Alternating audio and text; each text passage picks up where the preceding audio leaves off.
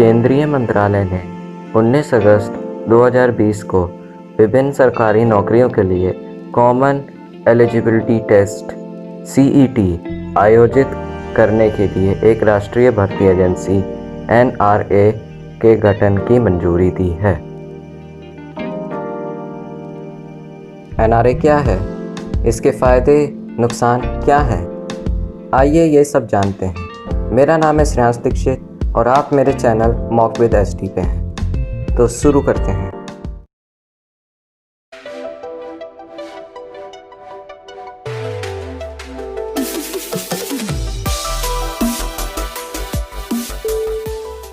सूचना और प्रसारण मंत्री प्रकाश जावड़ेकर ने कहा है कि मंत्रिमंडल ने करोड़ों युवाओं को फ़ायदा पहुंचाने के लिए प्रधानमंत्री नरेंद्र मोदी की अध्यक्षता में एक बैठक में ऐतिहासिक निर्णय लिया था।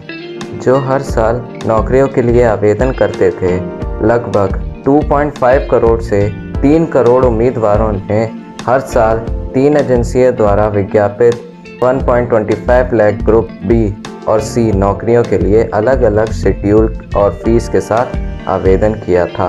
कार्मिक और प्रशिक्षण विभाग DOPT के सचिव श्री चंद्रमौली ने कहा कि 20 से अधिक केंद्र सरकार की भर्तियां एजेंसियों में से 3 को NRA के तहत लाया जाएगा। रेलवे भर्ती बोर्ड, कर्मचारी चयन आयोग और इंस्टीट्यूट ऑफ बैंकिंग कार्मिक चयन के लिए प्रारंभिक परीक्षा NRA द्वारा आयोजित की जाएगी, जिसके बाद उम्मीदवार अगले दौर के लिए व्यक्तिगत एजेंसियों पर आवेदन करने के लिए स्कोर का प्रयोग करेंगे। धीरे धीरे सभी केंद्र सरकार की भर्ती एजेंसियों को NRA के तहत लाया जाएगा, ऐसा श्री चंद्रमौली ने कहा। एक सरकारी बयान में कहा गया ऐसा। एक सामान्य पात्रता परीक्षा इन उम्मीदवारों को एक बार दिखाई देने और उच्च स्तर की परीक्षा के लिए इनमें से किसी भी या सभी भर्ती एजेंसियों पर लागू करने में सक्षम होगी। ये वास्तव में सभी उम्मीदवारों के लिए एक वरदान होगा। यह परीक्षा आयोजित की जाएगी और उम्मीदवारों के लिए पहुंच बढ़ाने के लिए हर जिले में केंद्र स्थापित किए जाएंगे। परिणाम की घोषणा की तारीख से उम्मीदवार का CET स्कोर 3 साल के अवधि के लिए वैध होगा। वैध स्कोर इस सर्वश्रेष्ठ को उम्मीदवार का वर्तमान स्कोर माना जाएगा।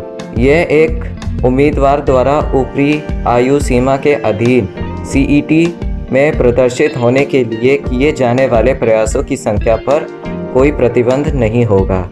अनुसूचित जाति, अनुसूचित जनजाति और अन्य पिछड़े वर्ग के उम्मीदवारों को सरकार की नीति के अनुसार आयु सीमा में छूट दी जाएगी।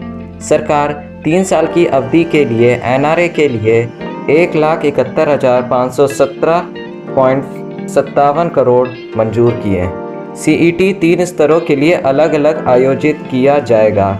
स्नातक, 12वीं पास, 10वीं पास, 3 एजेंसियों के गैर तकनीकी पदों के लिए। CET स्कोर स्तर पर की गई स्क्रीनिंग के आधार पर भर्ती के लिए अंतिम चयन परीक्षाओं के अलग अलग विशिष्ट स्तरों, दूसरा, तीसरा आदि के माध्यम से किया जाएगा, जो संबंधित भर्ती एजेंसियों द्वारा आयोजित किया जाएगा। बयान में कहा गया है कि इस परीक्षा का पाठ्यक्रम सामान्य होगा। कार्मिक, लोक शिकायत और पेंशन राज्य मंत्री जितेंद्र सिंह ने कहा कि परीक्षा 12 भाषाओं में आयोजित की जाएगी और संविधान की 8वीं अनुसूची में से सभी भाषाओं में विस्तारित करने का प्रयास किया जाएगा। उन्होंने कहा कि हालांकि परीक्षण स्कोर का इस्तेमाल केंद्र सरकार की भर्ती के लिए किया जाएगा, लेकिन इसका इस्तेमाल भविष्य में राज्य सरकारें और यहां तक कि निजी क्षेत्र भी कर सकेंगे। उम्मीदवारों को एक सामान्य पोर्टल पर पंजीकरण करने और केंद्रों का विकल्प देने की सुविधा होगी।